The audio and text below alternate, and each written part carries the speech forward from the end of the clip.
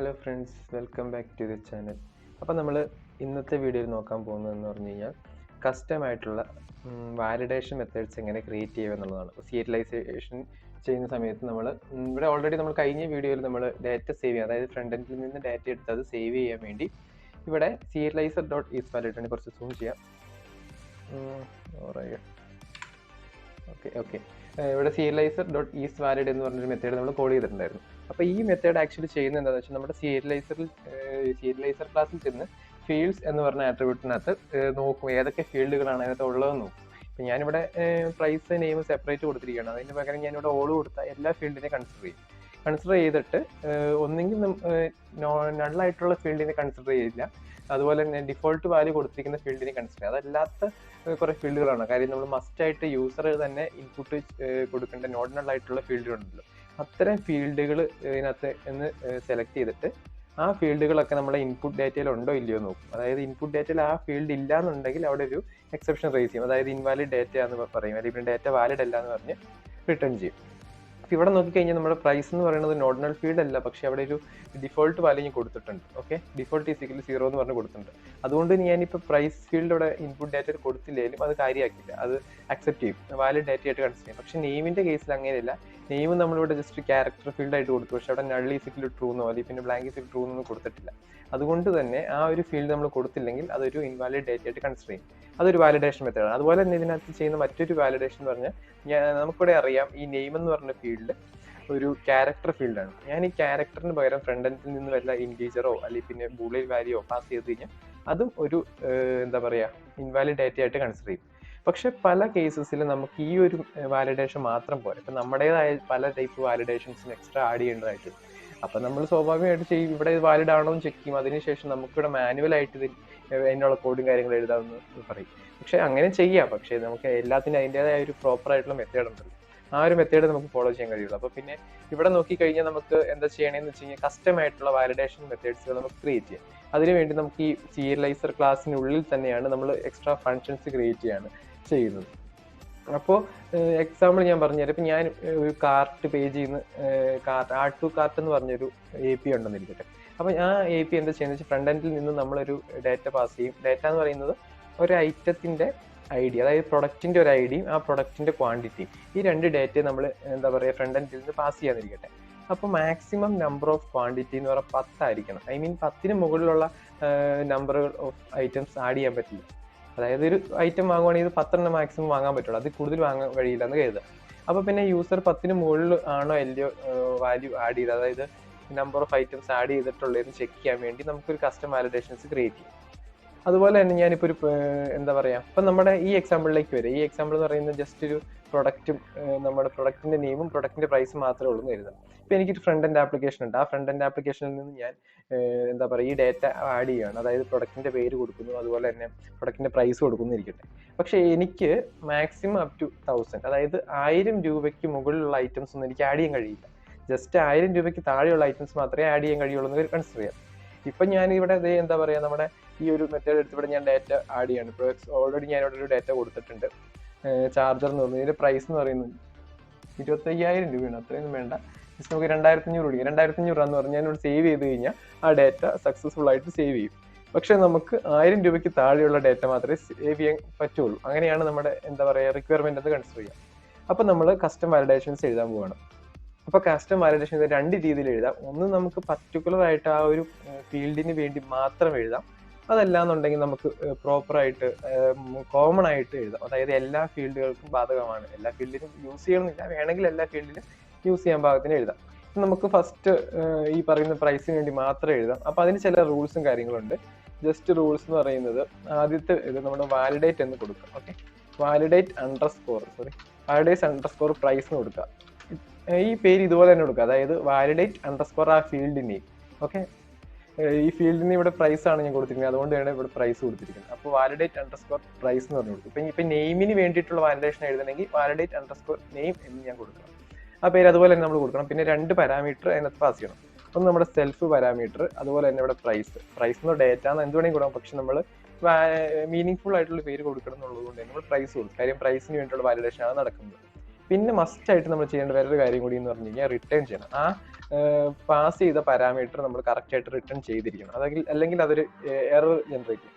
Okay, ഇനി ഇതിനുള്ളിൽ നമുക്ക് നമ്മുടെ എന്താ പറയുക ലോജിക്ക് എഴുതാം. ലോജിക്ക് വേറെ ഒന്നുണ്ട്, ഈഫ് പ്രൈസ് ഗ്രേറ്റർ ദാൻ 1000 ആണോ എന്ന് നോക്കുക. അങ്ങനെയാണെങ്കിൽ നമുക്ക് റിട്ടേൺ ചെയ്യും. ജസ്റ്റ് റിട്ടേൺ കൊടുക്കരുത്, റിട്ടേൺ അല്ല നമുക്ക് വേണ്ട, എററാണ് നമ്മൾ റേസ് ചെയ്യുന്നത്. അതുകൊണ്ട് റേസ് എന്ന് പറഞ്ഞു കൊടുക്കുക, raise serializers dot validation error എന്ന് പറഞ്ഞിട്ട് അതിനുള്ളിൽ നമ്മൾ കൊടുക്കുന്ന സമയത്ത് just it's an invalid data എന്ന് കൊടുക്കുന്നതിന് പകരം നമ്മൾ മീനിങ് ഫുൾ ആയിട്ട്, അതായത് ഒരു യൂസറിന് വേണ്ടിയിട്ട്, ഇപ്പോൾ ഒരു യൂസർ ഒരു എമൗണ്ട് ആഡ് ചെയ്യുന്നു, അപ്പോൾ യൂസറിനോടാണ് പറയേണ്ടത് മാക്സിമം 1000 പറ്റുള്ളൂ, അപ്പോൾ അതിനപ്പുറം പറ്റില്ല.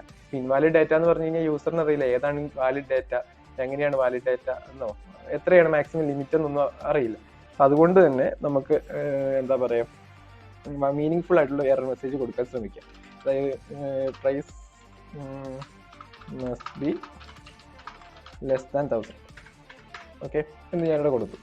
പിന്നെ വേറെ കാര്യങ്ങൾ ശ്രദ്ധിക്കേണ്ടതാണ്, നമ്മൾ നേരത്തെ നമ്മുടെ വ്യൂവിൽ വന്നിട്ട് ഇവിടെ വാലിഡ് ആണോ അല്ലയോ ചെക്ക് ചെയ്തു. വാലിഡ് ആണെങ്കിൽ ഈ ഡാറ്റ സേവ് ചെയ്യണം, അല്ലാത്ത പക്ഷം ഇൻവാലിഡ് ഡാറ്റ ആണെന്നുണ്ടെങ്കിൽ ജസ്റ്റ് ഇൻവാലിഡ് ഡാറ്റ എന്ന് പ്രിന്റ് ചെയ്യണം. പക്ഷെ ഇങ്ങനെ കൊടുത്തു കഴിഞ്ഞാൽ എന്താ പറയുക ഇൻവാലിഡ് ഡാറ്റ എന്ന് മാത്രമേ പ്രിന്റ് ചെയ്യൂ. നമുക്ക് പക്ഷേ അതല്ല വേണം, നമുക്ക് ആ പ്രോപ്പർ ആയിട്ടുള്ള നമ്മളിവിടെ എന്താ പറയുക സീരിയലൈസറിനകത്ത് കൊടുത്ത ഈ ഒരു എറർ മെസ്സേജ് നമുക്ക് ആവശ്യമുണ്ട്.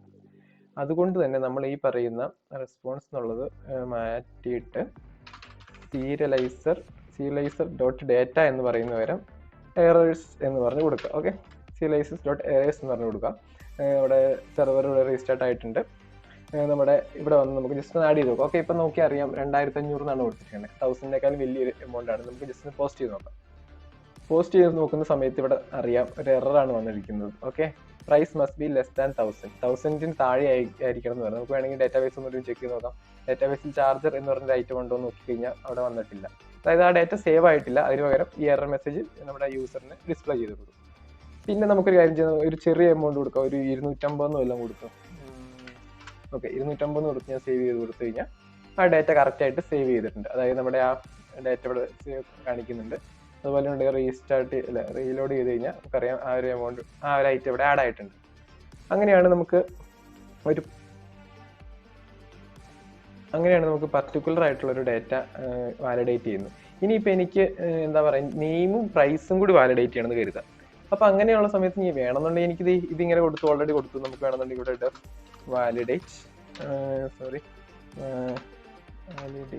വാലിഡേറ്റ് അണ്ടർസ്കോർ നെയിം എന്ന് പറഞ്ഞ് കൊടുക്കാം. സെൽഫ് കോമ നെയിം എന്നൊക്കെ പറഞ്ഞ് കൊടുക്കാം. സെൽഫ് കോമ നെയിം എന്ന് പറഞ്ഞ് കൊടുക്കാം. ഓക്കെ, ഞാൻ പറഞ്ഞത് റിട്ടേൺ ചെയ്യുക, അവിടെ റിട്ടേൺ ചെയ്യുക റിട്ടേൺ നെയിം, ഇങ്ങനെ വേണമെങ്കിൽ കൊടുക്കാം. എന്നിട്ട് ഇതിനുള്ളിൽ വാലിഡേഷൻ എന്താണെന്ന് വെച്ചാൽ എഴുതാം. പക്ഷേ ഞാൻ പറഞ്ഞു മറ്റൊരു മെത്തേഡ് കൂടി ഉണ്ട്, കോമൺ ആയിട്ട് വാലിഡേഷൻ എഴുതാമെന്ന് പറയും. അപ്പോൾ അതെങ്ങനെയാണെന്നാണ് നമുക്ക് നോക്കാൻ പോകുന്നത്.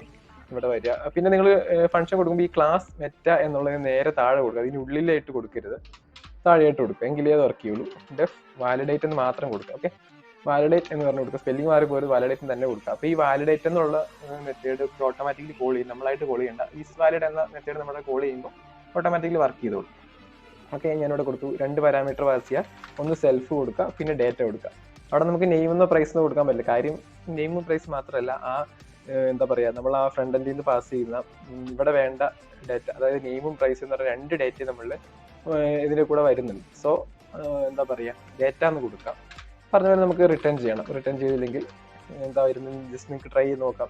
റിട്ടേൺ ചെയ്തില്ലെങ്കിൽ എന്താണ് ഔട്ട്പുട്ട് വരുന്നത്, എറർ ജനറേറ്റ് ചെയ്യുള്ളൂ. അപ്പം നമുക്ക് 2-നുള്ളത് കൊടുക്കാം. ആദ്യം നമുക്ക് പ്രൈസിൻ്റെ നേരത്തെ കൊടുക്കാം, ഡേറ്റ ഡോട്ട് ഗെറ്റ് എന്ന് പറഞ്ഞു കൊടുക്കും. Data dot get price. പിന്നെ സ്പെല്ലിംഗ് കൊടുക്കുമ്പോൾ നിങ്ങൾക്ക് അറിയാമെന്ന് വരുന്നു, പി ക്യാപിറ്റൽ സ്മോൾ ഒന്നും തിരിഞ്ഞു പോയരുത്, കേസ് സെൻസിറ്റീവ് ആണല്ലോ. ഡേറ്റ ഡോട്ട് ഗെറ്റ് പ്രൈസ് എന്ന് പറയുന്നത് ഗ്രേറ്റർ ദാൻ 1000 ആണോ നോക്കും. അങ്ങനെയാണെങ്കിൽ raise serializers dot validation error. Validation എററിൻ്റെ വിയും ഇയും ക്യാപിറ്റലാണ്. വാലിഡേഷൻ എറർ എന്ന് പറഞ്ഞിട്ട് ഇവിടെ കൊടുക്കാം, price must be less than 1000. Okay, ഇങ്ങനെ കൊടുത്തിട്ടുണ്ട്. പിന്നെ അടുത്തായിട്ട് നമുക്ക് വേണ്ടത് ഇവിടെ എൽസ് കൊടുക്കേണ്ട കാര്യമില്ല, നമുക്ക് ഡയറക്റ്റ് ആയിട്ട് ഈഫ് ആയിട്ട് തന്നെ കൊടുക്കാം.